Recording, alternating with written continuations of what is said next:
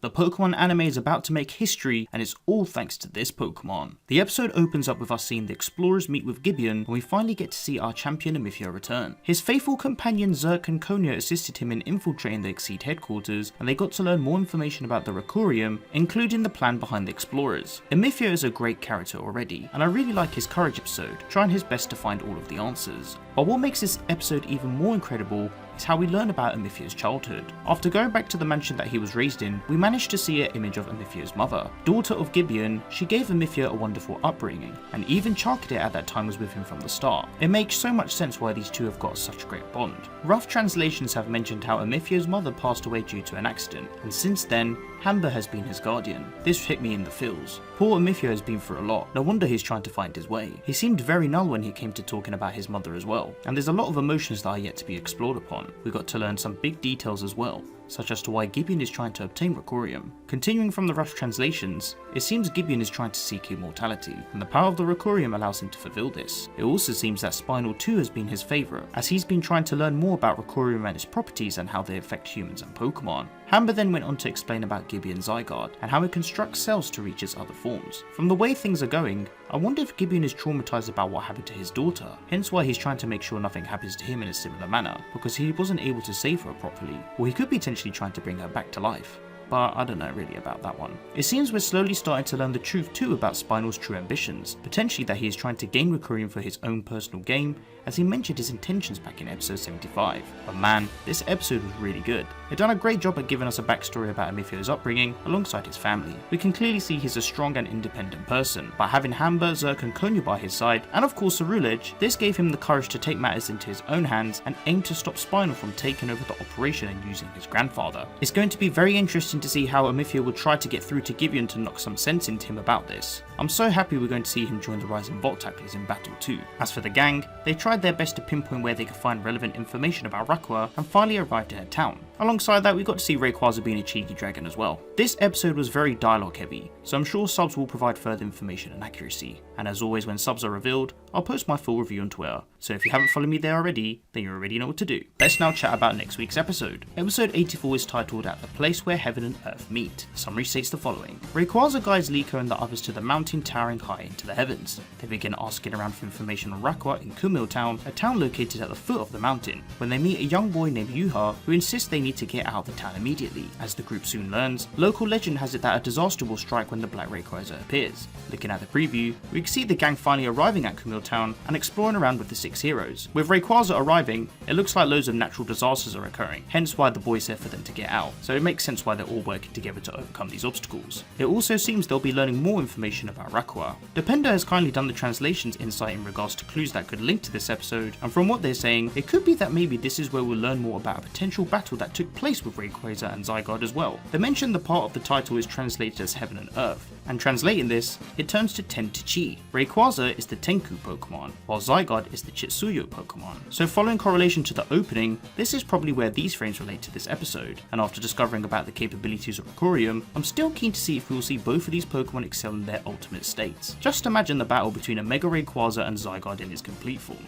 Oh man, that's crazy bro. Let's face it, this shiny Zygarde has been shrouded in mystery since its reveal in Pokémon Horizons. I think I know what may happen to it in the future of the series. The shiny Zygarde is a Pokémon owned by the evil big boss Gibeon, and from what we know of this Pokémon, it is capable of shifting into its 50% form. Back in episode 75, we got to see a new Pokeball that houses the shiny Pokemon. The exact details on how Gibeon caught this Pokemon are unknown. During the calamity in Rakua, we saw Zygarde go against its trainer's orders of allowing the Rakurium outburst to spread, as it deconstructed its cells into the crystals. Gibeon then later faded away before we got to see that he'd survived the disaster that occurred back at the paradise. But this is where things start to get interesting. The gang are finally arriving in Rakua and will be encountering the explorers and then clashing in battle. Opening 4 first revealed that Liko, Roy, Dot and Friede were going to be battling against Gibeon and its 50% Zygarde form, and looking at the new special preview trailer promoting this climactic battle, it confirms that Emifio will be aiding the Rising Voltaclers in the fight. However, there's a few frames that I believe that will bring forward an absolute mad thing.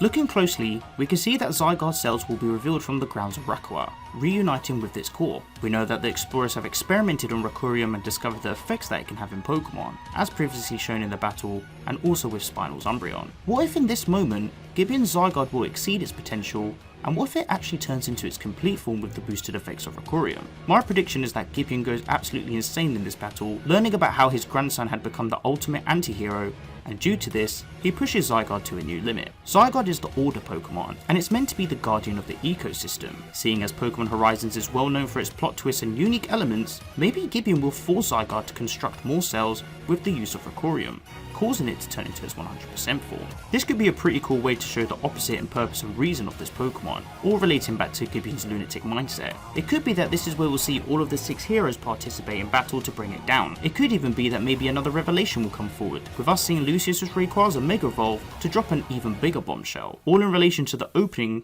and of course to coincide with Pokémon Legends Z-A. Seeing as we're expecting some potential information about the anime on Pokémon Day, this could all correlate to the potential details and episode that will be airing in the day after. I reckon this could be a pretty good plot twist for the series, and it could also tie into the next set of events to come. Maybe the Rising Volt Tacklers will lose to Gibeon due to this, and they have to retreat to strategize and batter him again. But yeah, that's just my theory. This could be a really cool way to not only promote the new game, but to also push the plot even further with the anime. I'm sure we're bound to get further backstory and information about Gibeon and his Zygarde soon, so we'll hang tight for now and see. Let's now chat about the opening updates shown in today's episode. During the transition where we see Liko's pendant, some new frames have now been shown to coincide with the next set of events to unfold. We start off by seeing Lystal with Pakugo, before then showing us Lucius and his shiny Rayquaza. Gibeon with his 50% shiny Zygarde overlooking the power Rakurium is shown, with us then seeing a visual of Pakugo being lost, alongside both Lystal and Lucius being shown simultaneously in the frame. We then see Liko running towards Pakugo, reaching her hand forward in upset. Breaking these frames down, it seems they are symbolizing something that could happen within this Rakua segment. We know that Pakugo and the 6 heroes will use their powers to essentially free Lucius after the 100 years that he's been contained, but I'm starting to think that either one or two things could happen during the Battle of Rakua. It could be that maybe Pakugo will be stolen by the explorers,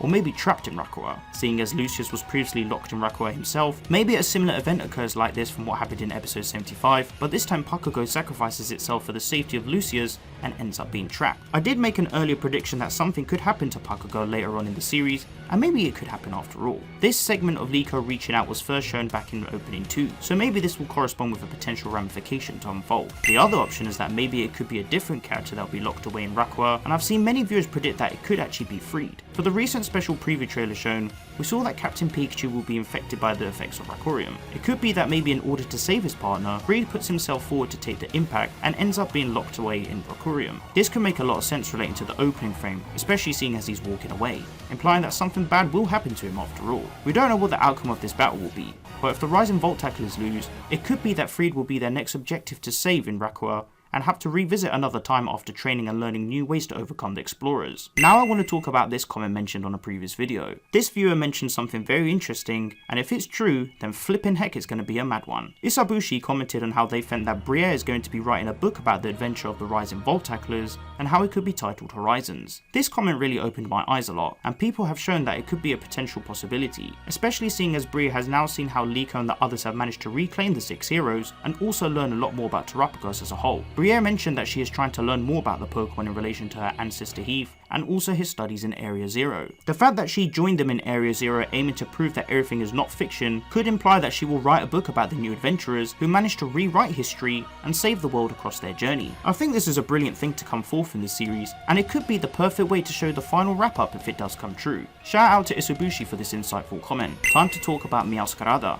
I've gone up and beyond about talking about Liko's Floragato reaching its final stage in parallel to her trainer's development, and I think with this new merchandise figurine, it could very much happen. For those of you that are unaware, Pokemon merchandise tends to be one of the most reliable pieces that hints towards leaked information and upcoming events in the Pokemon anime. Seeing as previous sets have already shown Paradox Pokemon, it could very much be that this will happen again. Seeing as we have the battle in Rakua happening soon, it could be that maybe Liko's Floragato will finally evolve. There's been other hints in the material to suggest that this evolution could happen soon, and it could even be that maybe Floragato works alongside Ceruledge in battle, helping it, and then boom, a new evolution is formed. I still want to see the other Paldea starters evolve into their final stage as well, but with the spotlight focusing a little bit more on Floragato currently, I reckon there's definitely going to be a revelation to come forth soon. Finally, we have Pokemon Day. The official Anipok PR Twitter account has shown this calendar rota of when episodes will be airing during the month of February. Pokemon Day will be falling on a Thursday this year, and we can see a small sparkle emoji that has been used to emphasize this. Could this be a small indication that new information about the anime will be shown? We've had previous Pokemon Presents showcase information about the anime as well, so it could be maybe maybe that we'll get a special clip from the current series, or maybe even a new series that could be coming out soon. Regardless of that, it's going to be a very exciting day, and I can't wait to see what comes out of the woodwork. Fam, Pokémon Horizons is cooking so hard that, oof, you might have to call the fire brigade soon, you know. With the information we found out about Mythia and how it relates to the plot of this series, there's going to be an absolute madness to come soon, and I can't wait to see what it will be like. There's a lot of details that are starting to come true, relating bit by bit to a puzzle, and it's super exciting to see how the full picture will look at the end of it. We haven't got any concrete information just yet about what's going to happen next in the series, and with the way it looks, anything can happen really. But regardless of that, please be sure to tune into the series and experience the excitement and thrills that come from it. And as always, if you enjoyed the video, then be sure to leave the video a like, and subscribe for more Pokémon Horizons coverage and Pokémon anime content.